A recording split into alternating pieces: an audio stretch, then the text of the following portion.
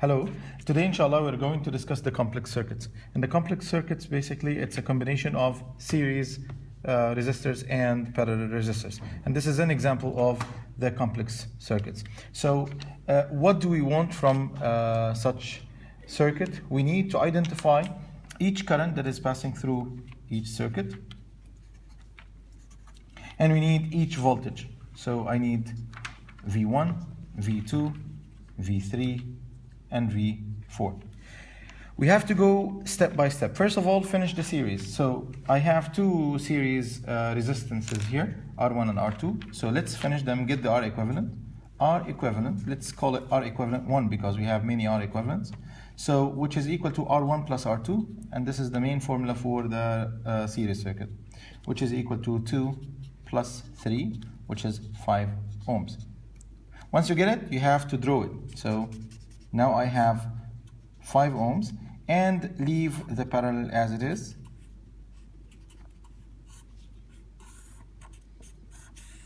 Like that. So this is 4 ohms and this is 5 ohms, but this is the equivalent. And then I have an equivalence here, which is a parallel circuit. So let's get the R equivalent for the parallel circuit, which is equal to 1 over 5 plus 1 over 4 ohms, negative 1, the reciprocal, which would be equal to 1 over 5, let's calculate, 2.2 ohms. And then let's draw it. So I have one equivalent here and one equivalent here, and the battery, which is 12 volts. This is 2.2 and this is 5 ohms. Then combine both. So you will be having a final circuit with one resistance, which is 5 plus 2.2, it will be 7. And I have the voltage, 12 voltage and 12 volt and 7.2 ohms. Then let's find the current passing through this, because I have the resistance, I have the voltage. So by following Ohm's law, which says that the I is equal to, which is I equivalent for the whole circuit, it's equal to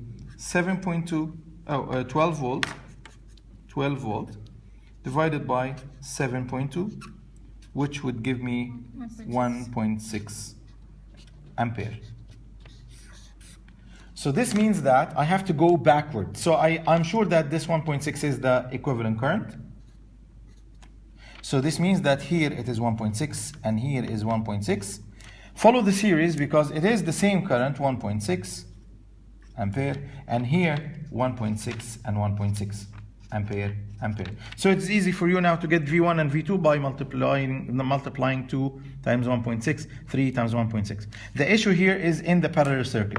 Go back to the equivalent of the parallel circuit, which is 2.2. The 2.2 is the resistance for the parallel circuit. 1.6 is the I for the parallel circuit. I can get the V of this circuit by multiplying 2.2 multiplied by 1.6, which is 3.3 volt, which means that the 4 and 5 are having 3.3 volt. I can do that now as if they look like that, and they have one voltage here of 3.3 volt, 5 ohms, 4 ohms. I believe that it is now easy to get the current here and there, right? So the current that is passing through R4, let's call it I4, is equal to the voltage 3.3 divided by 3.35? Yeah. 3.5 and not 3. 3.52. 3.5 the voltage? Yeah. Okay, 3.5, okay, 3.5. So 3.5 divided by R4, which is 4. 0.875 ampere. And I5, this is I3, which is equal to 3.5 divided by 5, 0.7 ampere.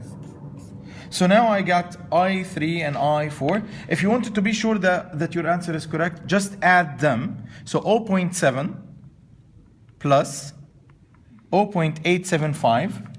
How much is it? 1.575. Which is 1.6 ampere, which is equal to the total that is passing through here. So now I can find out that the current that is passing here in the series is 1.6.